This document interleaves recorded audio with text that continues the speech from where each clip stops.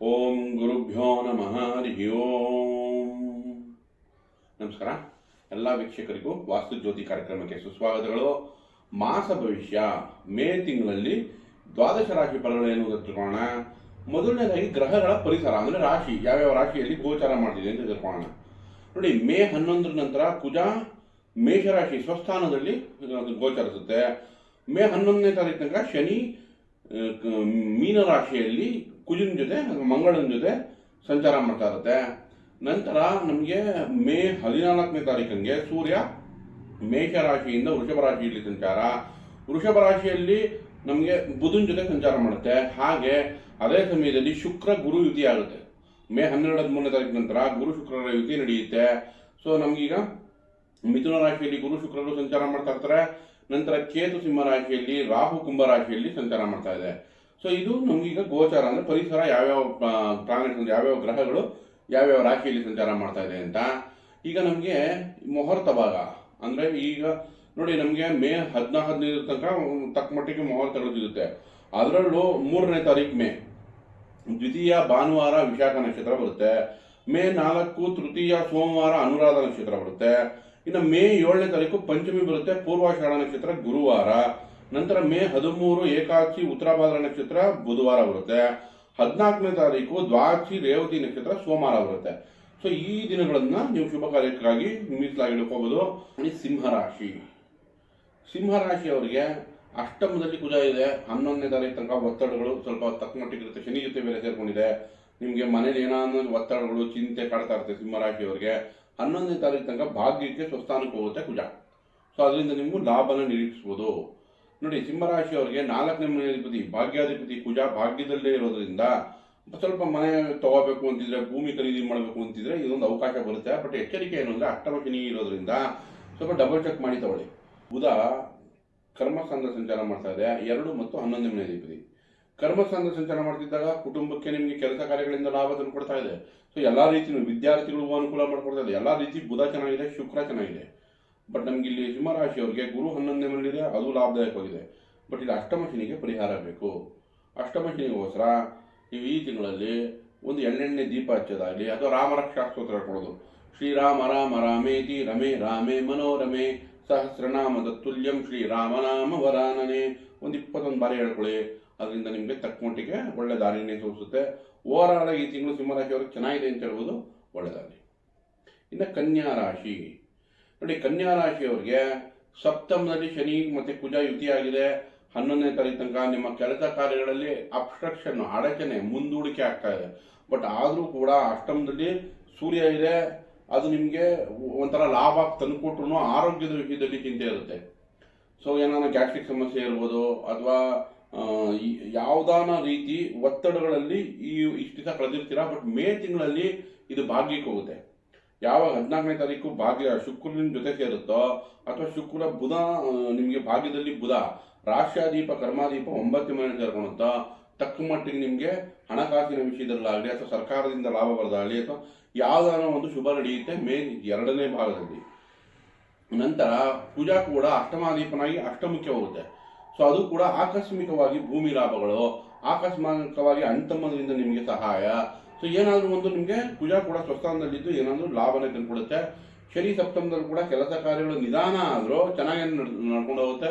ಏನಂತ ಯೋಚನೆ ಮಾಡೋಂಥ ಅವಶ್ಯಕತೆ ಇಲ್ಲ. ಇನ್ನು ಗುರು ಜೊತೆ ಶುಕ್ರ ಸೇರ್ಕೊಳುತ್ತೆ.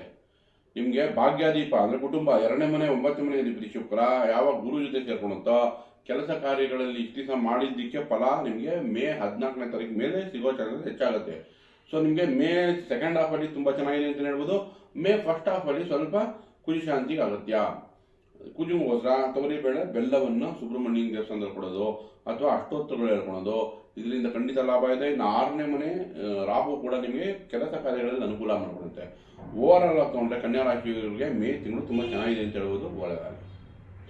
ಇನ್ನು ತುಲಾ ರಾಶಿ ನೋಡಿ, ತುಲಾ ರಾಶಿಯವರಿಗೆ ಸಪ್ತಮದಲ್ಲಿ ಸೂರ್ಯ ಉಚ್ಚ ಸ್ಥಾನದಲ್ಲಿದೆ, 11ನೇ ಮನೆ ಅಧಿಪತಿ. ನಂತರ ಅದು ಅಷ್ಟಮಕ್ಕೆ ಹೋಗುತ್ತೆ, ಬುಧನ ಜೊತೆ ಕರ್ಕೊಳ್ಳುತ್ತೆ. ಅಷ್ಟಮದಲ್ಲಿ ಬುಧ ನಿಮ್ಗೆ ಅನುಕೂಲ ಮಾಡಿಕೊಟ್ರು ವಿದ್ಯಾರ್ಥಿಗಳಿಗೆ ಅನುಕೂಲ ಮಾಡಿಕೊಡುತ್ತೆ ಅಥವಾ ವ್ಯಾಪಾರ ವ್ಯವಹಾರಗಳಿಗೂ ಅನುಕೂಲ ಮಾಡಿಕೊಡುತ್ತೆ. ಯಾಕಂದರೆ ಭಾಗ್ಯಾದೀಪ ಅಷ್ಟಮದಲ್ಲಿದ್ದರೂ ನಿಮಗೆ ಅದು ಪಾಸಿಟಿವ್ ರಿಸಲ್ಟ್ ಕೊಡುತ್ತೆ. ಬಟ್ ನಮ್ಗೆ ಇಲ್ಲೇನು 12ನೇ ಮನೆ ಅಧಿಪತಿನೂ ಆಗಿರೋದ್ರಿಂದ ಖರ್ಚು ಸ್ವಲ್ಪ ಹೆಚ್ಚು ಜಾಸ್ತಿ ತೋರಿಸ್ತಾ ಇದೆ. ಸೂರ್ಯ ಕೂಡ 8ರಲ್ಲಿದ್ದಾಗ ಆಕಸ್ಮಿಕ ಲಾಭ ತಂದು ಕೊಟ್ಟರು ಕೂಡ ಸ್ವಲ್ಪ ಸಣ್ಣ ಪುಟ್ಟ ಏನಾದರೂ ಭಿನ್ನಾಭಿಪ್ರಾಯ ತಂದೆ ಜೊತೆ ವಾಗ್ವಾದ ನಡೆಯುವಂಥ ಕೆಲಸ ಇರುತ್ತೆ. ಯಾಕಂದ್ರೆ ಕುಜಾನು ಸ್ವಸ್ಥಾನಕ್ಕೆ ಬರುತ್ತೆ. 7ನೇ ಮನೆ ಕುಜ ಬಂದಾಗ ಕೋಪತಾಪನೂ ಕೊಡುತ್ತೆ. ನೋಡಿ, ವ್ಯಾಪಾರ ವ್ಯವಹಾರಗಳಲ್ಲಿ ಅನುಕೂಲ ಮಾಡಿಕೊಡ್ಬೋದು. ಯಾಕಂದ್ರೆ ನಿಮಗೆ 2ನೇ ಮನೆ ಅಧಿಪತಿ 7ನೇ ಮನೆ ಅಧಿಪತಿ 7ರಲ್ಲೇ ಇದೆ. ಸೊ ವ್ಯಾಪಾರ ವ್ಯವಹಾರಗಳಲ್ಲಿ ಅನುಕೂಲ ಮಾಡಿಕೊಡುತ್ತೆ. ಕುಟುಂಬದಲ್ಲಿ ಧನಾಗಮನಕ್ಕೆ ಕುಜ ಹೆಲ್ಪ್ ಮಾಡುತ್ತೆ. ಆದರೆ ಕೋಪತಾಪನೂ ಕೊಡೋದ್ರಿಂದ ಕುಜಂಗೂ ಕೂಡ ಇಲ್ಲಿ ಪರಿಹಾರ ಅಗತ್ಯ. ಸೊ ಸುಬ್ರಹ್ಮಣ್ಯನ ಅಷ್ಟೋತ್ತರ ಹೇಳ್ಕೊಳೋದು ಅಥವಾ ಸುಬ್ರಹ್ಮಣ್ಯ ದೇವಸ್ಥಾನ ತೊಗರಿಬೇಳೆ ಬೆಲ್ಲ ಕೊಡೋದ್ರಿಂದ ಕೂಡ ಕುಜ ಶಾಂತಿ ಆಗುತ್ತೆ. ಇನ್ನು ಶನಿ 6ನೇ ಮನೆಯಲ್ಲಿ ಅತ್ಯುತ್ತಮ ರಿಸಲ್ಟ್ ಕೊಡುತ್ತೆ. ಭಾಗ್ಯದಲ್ಲಿ ಗುರು ಇದ್ದು ನಿಮ್ಮ ರಾಶಿ ಮೇಲೆ ದೃಷ್ಟಿ ಬೀಳ್ತಾ ಇದೆ. ನೋಡಿ, ಮೇ 2ನೇ ಭಾಗದಲ್ಲಿ ಶುಕ್ರ ಕೂಡ ಗುರು ಜೊತೆ ಸೇರ್ತಾ ಇದೆ.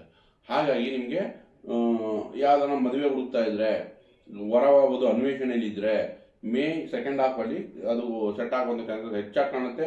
ಶುಭ ಕಾರ್ಯಗಳು ಕೂಡ ನಡೆಸೋಕ್ಕೆ ಅನುಕೂಲಕರವಾಗಿರುತ್ತೆ. ಸೊ ತುಲಾ ರಾಶಿಯವರು ಓವರಾಲ್ ತೊಗೊಂಡ್ರೆ ಫಸ್ಟ್ ಹಾಫ್ ಸ್ವಲ್ಪ ಎಚ್ಚರಿಕೆ ವಹಿಸಬೇಕು. ಸೆಕೆಂಡ್ ಹಾಫಲ್ಲಿ ನಿಮಗೆ ಲಾಭ ಹೆಚ್ಚಾಗಿ ಕಾಣುತ್ತೆ. ಒಳ್ಳೆಯದಾಗಲಿ. ವೃಶ್ಚಿಕ ರಾಶಿ ನೋಡಿ, ವೃಶ್ಚಿಕ ರಾಶಿಯವ್ರಿಗೆ ಕುಜ ರಾಶ್ಯಾಧಿಪನಾಗಿ 6ನೇ ಮನೆಯಲ್ಲಿ ಸ್ವಸ್ಥಾನಕ್ಕೆ ಬರುತ್ತೆ. ಹಾಗಾಗಿ ಕೆಲಸ ಕಾರ್ಯಗಳಲ್ಲಿ ಈಗ ಅನುಕೂಲ ಸಿಗುತ್ತೆ. ಕೆಲಸ ಎಕ್ಸ್ಪೆಕ್ಟ್ ಮಾಡ್ತಾ ಇದ್ರೆ ಹುಡುಕ್ತಾ ಇದ್ರೆ ಕೆಲಸ ಸಿಗುತ್ತೆ. ಪ್ರಾಜೆಕ್ಟ್ ಹುಡುಕ್ತಾ ಇದ್ರೆ ಪ್ರಾಜೆಕ್ಟ್ ಸಿಗೋ ಚಾನ್ಸಸ್ ಇರುತ್ತೆ. ಇನ್ನು ಸೂರ್ಯ ಕೂಡ ಸಪ್ತಮಕ್ಕೆ ಹೋಗುತ್ತೆ. ನಿಮಗೆ ಕರ್ಮಾಧಿಪನಾಗಿ ಯಾವಾಗ ಸಪ್ತಮಕ್ಕೆ ಹೋಗುತ್ತೋ ಕೆಲಸ ಕಾರ್ಯಗಳಲ್ಲಿ ಅನುಕೂಲ ಆಗುತ್ತೆ. ಗೌರ್ಮೆಂಟ್ ಟೆಂಡರ್, ಗೌರ್ಮೆಂಟ್ ಜಾಬ್ ಹುಡುಕ್ತಾ ಇದ್ರೆ ಅಥವಾ ಗೌರ್ಮೆಂಟ್ಗೆ ಇದು ಕಾಂಟ್ರಾಕ್ಟ್ ಮಾಡ್ತಾ ಇದ್ರೆ ಅಂಥವ್ರು ಕೂಡ ತುಂಬ ಲಾಭದಾಯಕವಾಗಿರುತ್ತೆ. ಇನ್ನು ನಮಗೆ ಗುರು ಅಷ್ಟಮದಲ್ಲಿದೆ. ಶುಕ್ರ ಕೂಡ ಅಷ್ಟಮಕ್ಕೆ ಹೋಗುತ್ತೆ.